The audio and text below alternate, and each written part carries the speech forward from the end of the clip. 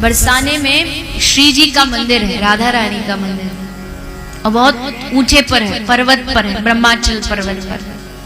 सीढ़ियों से चढ़ करके जाना पड़ता है। एक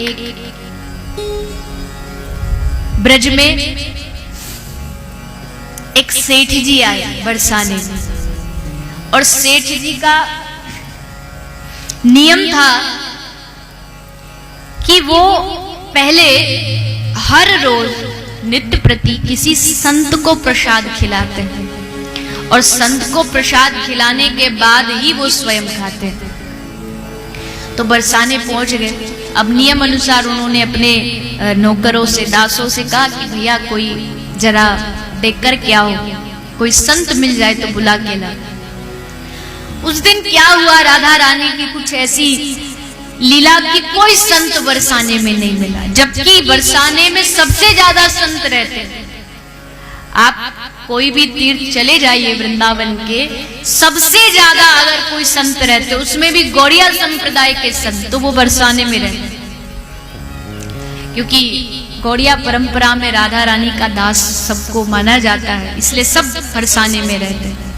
लेकिन उस दिन कोई नहीं मिला। अब नौकरों ने सोचा कि अगर सेठ जी को कोई संत नहीं मिला तो ना तो सेठ जी खुद भोजन करेंगे और ना हमको करने देंगे, और इनके चक्कर में हम भूखे मरेंगे, तो इसलिए कुछ करो।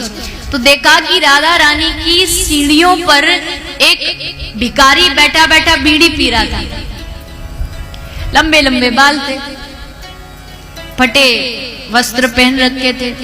तो नौकरों ने सोचा कि इसी को संत बना देते और सेठ जी के सामने ले जाते। तो जाके उससे कहा कि देख, तुझे पैसा चाहिए हम देंगे, लेकिन तू संत बनने का नाटक कर, और देख बोलना मत, क्योंकि बोलेगा तो सब भेद भूल जाएगा। संत की भाषा में और संसारी की भाषा में तो कितना फर्क होता। तो इसलिए हम बोल देंगे कि ये मौनी बाबा हैं, ये बोलते नहीं है, मौन रहते, बस तू जा करके भोजन करके वहां से आ जा। राजी हो गया, उसको चंदन वंदन लगा दिया और कपड़े पहना दिए और उसको ले गए। सेठ जी ने भोजन रखा और भोजन रख के कहा कि महाराज भोजन आरंभ करिए। उसने तुरंत भूखा था ही कौर तोड़ी और जल्दी जल्दी खाना शुरू कर दिया। तुरंत सेठ जी ने कहा रुको, कौन हो तुम, बताओ। तुम संत नहीं हो सकते, क्योंकि जो संत होगा, जो वैष्णव होगा, वो भोजन करने से पहले एक बार ठाकुर जी को भोग जरूर लगाएगा। वो भगवान को भोग समर्पित करेगा तब खाएगा।